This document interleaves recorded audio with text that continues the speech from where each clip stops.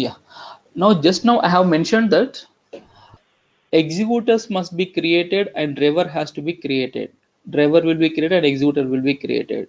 And what is driver and what are executors are? The logical units created out of certain amount of memory and certain number of cores. But did we mention anything while submitting the script here? Here nothing, right? No. So when we don't specify about the driver or executor, they will be created. That means the amount of memory or number of cores will be created by default with some values. Just make a note of this point, guys. Even they ask these questions. Just make a note of this point, okay? So when we don't specify about driver memory cores and executor memory and cores, the default values will be assigned. Okay, the default values will be assigned. Now let me show you that what are the default values. Just a spark submit and you can see the help here. Can you see here executor memory and memory per executor? Example 1 GB default value. What is the default value of memory here? 1 GB, guys. 1 GB. Make a note of this point, guys. Make a note of this point, okay? What is the default memory allotted to executor is 1 GB. Got it? And what is the default memory allotted for driver? What is it again? What is it again? How much? Yeah, 1024 MB. 1024. There is nothing but 1 GB again. So Yeah. the default memories that are allotted for driver and executors are 1 GB. Default, I'm talking about the memories only, that to default, only 1 GB. And what are the number of cores? We have cores also, right? Okay. So here, see this. The number of cores per executor, the number of cores per executor, default 1 in yarn mode. Can you see this? Default 1 in yarn mode. So make a note of this point also, guys. By default, how many cores will be allotted to each executor in yarn mode? Only 1. Okay, in yarn mode, there is not yarn mode in the sense yarn cluster. In yarn, if you submit the application to yarn cluster without specifying the number of cores of executor, how many will be created? 1 core per 1 executor. Is it clear, guys? Okay. Next again, the number of cores used by the driver in cluster mode, default how many? How many, guys? You can see here 1 again. Default is 1. Okay, is it did you note this point, guys? Here the amount of memory for driver and executor is by default 1 GB, and the number of cores for driver and executor by default is how many cores, guys? 1 core. That is per yarn. That is for yarn. So don't worry about the remaining clusters, guys. Just concentrate only on yarn. If interview they ask the question also, we have worked on yarn. This is what the default values that will be there on yarn. So in other clusters, the values will be different. Don't get confused about them. Okay. Just remember here only in yarn we are working with only yarn. Just remember those points. So in yarn mode or in yarn cluster, default values of executor and driver. What are the default memory? Executor and driver, both for executor and driver.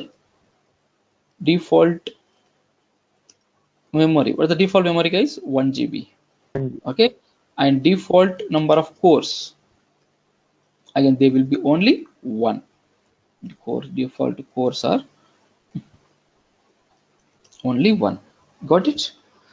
I'm telling you default memory 1 GB, default number of cores are 1. That's it. Okay. But is it possible to configure these values? Can I increase or can I decrease the amount of memory? Can I increase the number of cores? Can I decrease? Decreasing is not possible because 1 is minimum. So if you want, can I decrease the number of cores? Okay, just you can see here, as I told you just now, in the machines, in the nodes, we have 8 GB and 4 cores. 8 GB and 4 cores. Let's say like that. But if we do not specify anything about executor or driver, only 1 GB and 1 core will be used from each. Let's say that these are the nodes with 8 GB and 4 cores. So if we don't specify executor and driver cores and memory. How much memory and cores are going to be allotted from each node? From each node here, 1 GB will be picked up and only one core will be picked up. Remaining 7 GB and 3 cores will be free in that node.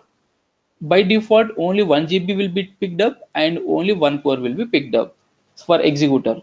So for each machine, 7 GB of memory will be free and 3 cores will be free. They will be free. They can be used for some other purpose. So this is how it is going to pick up or choose the memory and cores for each executor in each machine. Is it clear, guys? In the working environments, they will strictly describe what should be the amount of memory and cores for each application. They don't allow the developers to do that. So the administrator or the senior person, he will restrict the he will restrict the developers to change these values dynamically. Why? Because if we change it dynamically, it may show an impact on other applications. In order not to do that, they won't give the what you call access. So is it fine, guys? Now, out of 8 GB and 4 cores,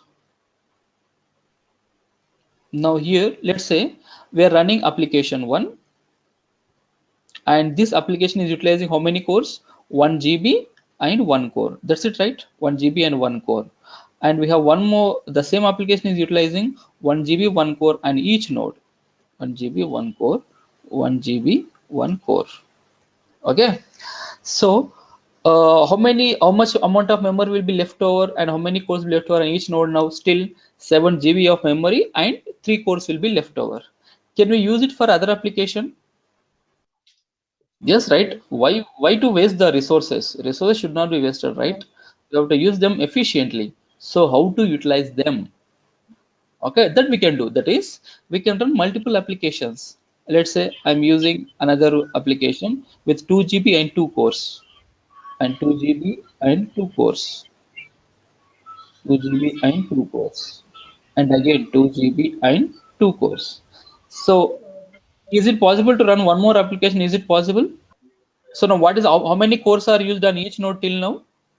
See guys, here on each node we have 8 GB, right? 3 GB is used. Still how much memory we have? If we want, we can use 5 GB of memory. And how many cores are left over? Only Two. one core. One core. Yeah.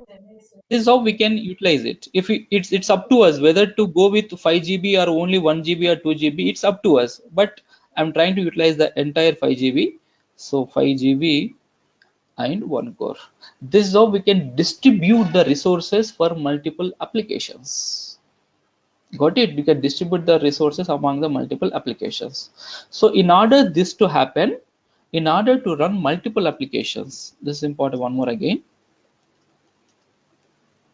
In order to allow multiple applications to run, multiple apps to run on a cluster.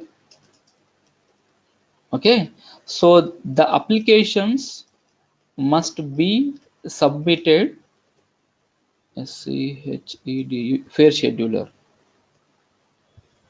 Okay, Spark supports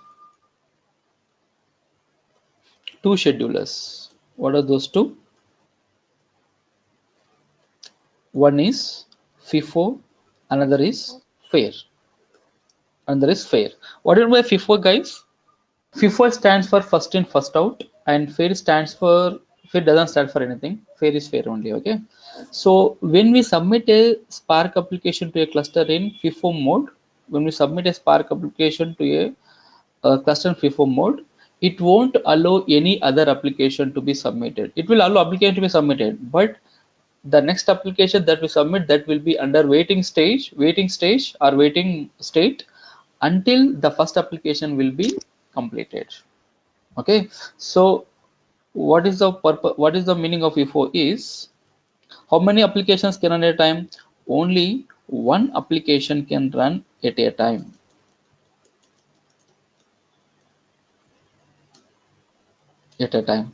So if you want to go with multiple applications, use the mode as what? FAIR. Okay, we can submit multiple applications. That is the meaning of this, guys. So here, if you want to submit 3 applications here, try to submit each application in FAIR mode with to a FAIR scheduler. with fair scheduler. If you do with the FIFO, it won't allow other application. Okay, it won't allow other application. Is it fine, guys? Is it okay?